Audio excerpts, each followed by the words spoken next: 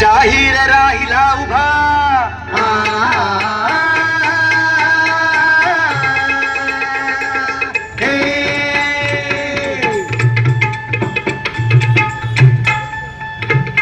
शाहीर राहिला उभा रंगली सव घेतली उभा टपावर थाप बघा पडली टपावर थाप बघा पडली काळीचे सारी धडधडली काळीच सारी धडधडली सांगतो कथा कशी घडली रजीजी सांगतो कथा कशी घडली रजीजी सांगतो कथा कशी घडली रजीजी हे राज्य व्हावे ही श्रींची इच्छा म्हणून जिजाऊ साहेबांच्या नवसाला आई भवानी पावली शिवशंकर पावले आणि आई भगिनींची लाज राखण्यासाठी हे हिंदवी स्वराज्य स्थापन करण्यासाठी साक्षात शिवशंकराने शिवरायांच्या रूपाने हा अवतार घेतला.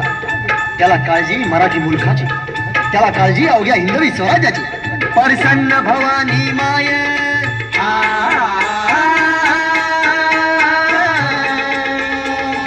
प्रसन्न भवानी माय जिजाऊस होय पुत्र शिवराय जशी का कामधेनु गाय जशी का कामधेनु गाय देवधर्माची झाली सोय देवधर्माची झाली सोय शाहीर पवाड्याशी गाय रजीजी शाहीर पवाड्याशी गाय रजीजी शाहीर पवाड्याशी गाय रजीजी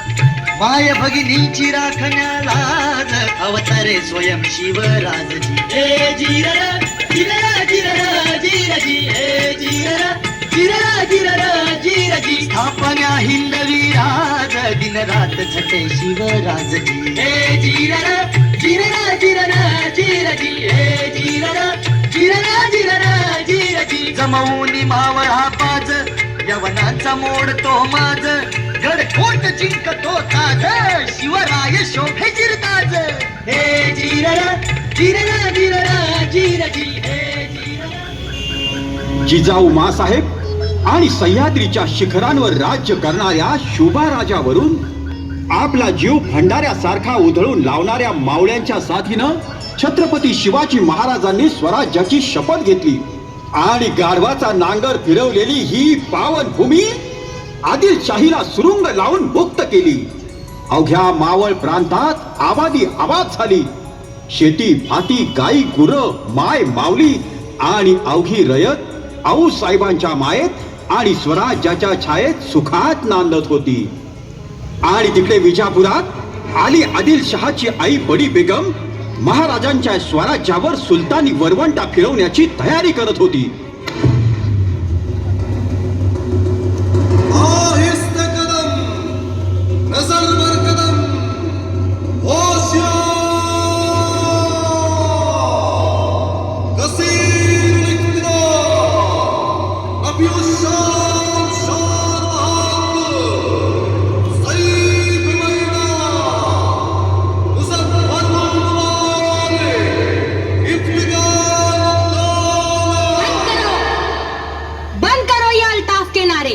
इस सिवा ने तो आदिलशाही की पूरी नींद हराम कर दी है.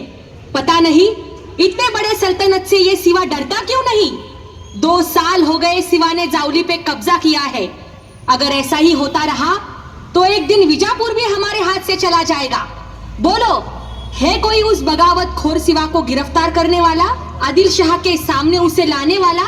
बोलो है कोई तैयार. जा सकता है कोई सुरमा है कोई. चुप क्यों हो सब. लानत है क्या इस पूरे दरबार में कोई मर्द नहीं बचा. ऐसा लगता है यहाँ सब नामर्द खड़े हैं. खुद को सुरमा समझने वाले साजिर दो किसी काम के नहीं हो तुम. मैं लाऊंगा सिवा को. वैसे तो मक्खी मारने के लिए तोप की जरूरत नहीं होती, लेकिन यहाँ के सारे सुरमा सरदार डरपोक बन के खड़े हैं. इसलिए घोड़े से उतरे बगैर मैं अफजल खान मोहम्मद शाही सिवा को गिरफ्तार करके जा बना के कदमों में लाकर पटकूंगा. मरहबा मरहबा सुभान अल्लाह. सरदार अफजल खां माँ बदौलत आप पर निहायत खुश है हम. सच तो ये है अफजल बेटे, हमें उस सिवा की मनुष्य शक्ल नहीं देखनी है.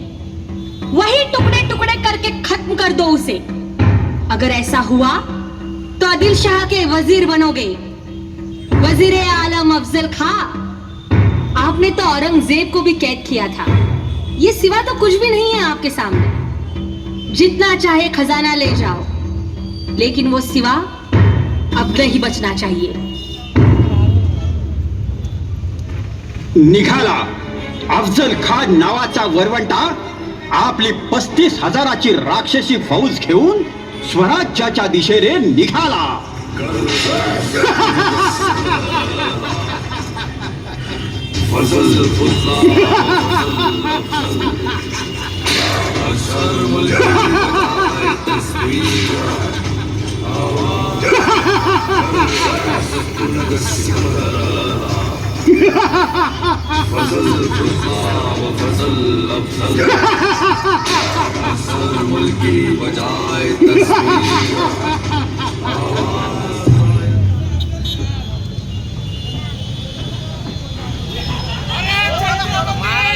राज हवं त्यो खान स्वराज्यावर चालून आलाय. हा ना आता तर वाईकडे निघालाय. हवं काय नाही त्याच्याकडं. भले भले सरदार, हवं नजरत मावना एवढा फौज फाटा, हत्ती घोड तोफा दारुगोळा. हवं येता येता सारा मुलूक घोड्याच्या टापाखाली चिरडलाय महाराज त्यानं. तुळजापूर पंढरपूर मधली आपली दैवत घनाचा घाव घालून फोडलीत महाराज त्यानं. स्वराज्यावर चारी बाजूनी वादळ उठलंय महाराज. हवा अजून किती सबुरीनं घ्यायचं. जगदंब नेताजीराव, आपण सरनोबत आहात. समोरचा मस्तवाल वैरी मातीत मिळवायचा असेल तर अविचाराने बेभान होऊन कसं चालेल. आपला गनिमी कावा काय सांगतो हे आपण चांगलेच जाणता. त्याचं हे सारं अकरीत चाललंय ते आपल्याला उघड्या मैदानात खेचण्यासाठीच. आणि आपली ताकद आहे हा आपला सह्याद्री. तेव्हा हा खान जोपर्यंत सह्याद्रीत येत नाही तोवर आपल्याला थांबायलाच हवं. म्हणून तर आम्ही पंताजी गोपीनाथ बोकील म्हणजेच आपले पंताजी काका यांना हेजीब म्हणून खानाकडे पाठवित आहोत. एकदा का खान आपल्या या प्रतापगडापर्यंत आला की त्याला आणि त्याच्या फौजेला या जावळीच्या जंगलात आसमान दाखवूच आपण. एक एक जण लाखाला भारी पडू. शिवबा रयतेला भीती वाटावी असा क्रूर महिषासूर आहे हा. त्यानं तुळजापूर पंढरपूरची देवळं फोडली, आपल्या मानबिंदूवर प्रहार केला. तुमच्या पित्याला थोरल्या महाराजांना कैद करून त्यांच्या हातापायात बेड्या घालून विजापुरातून त्यांची धिंड काढली. पक्का कपटी आणि दगाबाज आहे हा. आपले थोरले बंधू संभाजी राजे यांना या नराधमानं जाणून बुजून कपट्यानं ठार मारलं. शिवबा हा खान मेलाच पाहिजे. या अफजुल्याचं मुंडकं धडा वेगळं केल्याशिवाय आमचा क्रोधाग्नी शांत होणार नाही. आपल्या मनची इच्छा पूर्ण होईल आऊसाहेब. जय भवानी. जय भवानी. महाराजांची शमशेर होऊन प्रकटली आणि ठरला स्वराज्यावर चालून आलेला 32 दातांचा बोकड संपवण्याचा दिवस ठरला. मराठ्यांचा वाघ निधड्या छातीनं त्या खानाच्या समोर एकटा उभा राहिला. जय भवानी.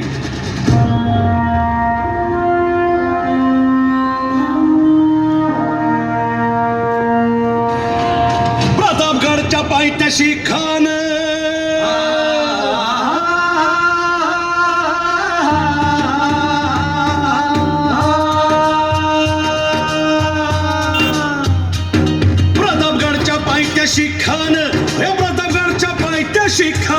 प्रतापगडच्या पायथ्याशी खान आला बेगुमान नाही त्याला जाण. शिवाजी राजाच्या करामतीची, शिवाजी राजाच्या करामतीची, शिवाजी राजाच्या करामतीची. आणि त्यासी नाही जाणीव शक्तीची, त्यासी नाही जाणीव शक्तीची. आणि करील काही कल्पना युक्तीची. हजी जी जी खानाच्या भेटीसाठी महाराजानं एक शानदार शामियाना उभारला होता. भेटीसाठी छान उभारीला, भेटीसाठी छान उभारीला नक्षीदार शामियान्याला, नक्षीदार शामियान्याला. आणि अशा या शामियान्यात खान डौलत डुलेत आला, खान डौलत सय्यद बंडा त्याच्या संगतीला, सय्यद बंडा त्याच्या संगतीला, शिवबाच्या संगती महाला, शिवबाच्या संगती महाला, शिवबाच्या संगती महाला.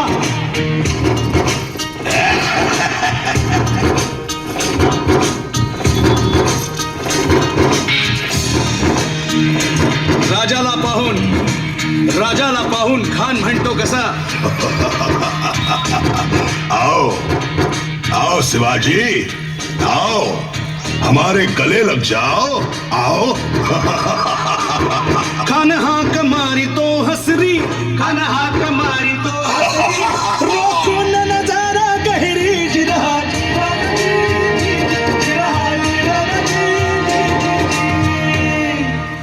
खानानं राजाला आलिंगन दिलं आणि दगा केला.